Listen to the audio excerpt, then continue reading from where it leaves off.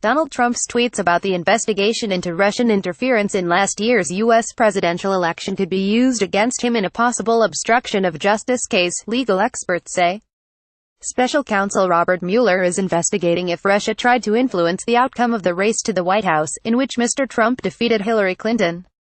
Last month, George Papadopoulos, a former foreign policy advisor to Mr. Trump's campaign, said he is cooperating with Mr. Mueller's investigation. Mr. Trump later tweeted that Mr. Papadopoulos is a liar. Mr. Papadopoulos has pleaded guilty to lying to FBI agents about his contacts during the election campaign with a professor he believed had connections to Russian government officials who offered him thousands of emails containing dirt on Mrs. Clinton. Fake news is working overtime. As Paul Manafort's lawyer said, there was no collusion and events mentioned took place long before Donald J. Trump at Real Donald Trump October 31, 2017, came to the campaign. Few people knew the young, low-level volunteer named George, who has already proven to be a liar. Check the Dems, Donald J. Trump at Real Donald Trump October 31, 2017. Mr. Trump also tweeted that the indictment of his former campaign manager Paul Manafort over Russian collusion had nothing to do with his campaign. He said Mr. Mueller should be investigating Democrats instead.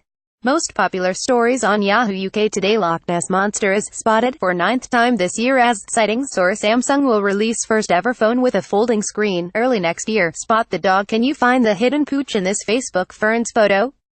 Police are called after angry customer kicks off because staff put gravy on chips. Irishman wins payout from pub after being refused service for being a traveler. Donald Trump is going to declare North Korea a state sponsor of terror, but legal experts say Mr. Trump's tweets about the affair could land him in trouble. Barry Burke, a partner at New York law firm Kramer Levin Naftalis and Frankel, told USA Today that the president's tweets about Russia could be used to further support a case against him for obstruction of justice. He added, to the extent the president's tweets are knowingly false and intended to mislead investigators, influence the testimony of others or cover up what actually occurred, that could support an obstruction of justice case. Could Donald Trump's tweets land him in legal hot water?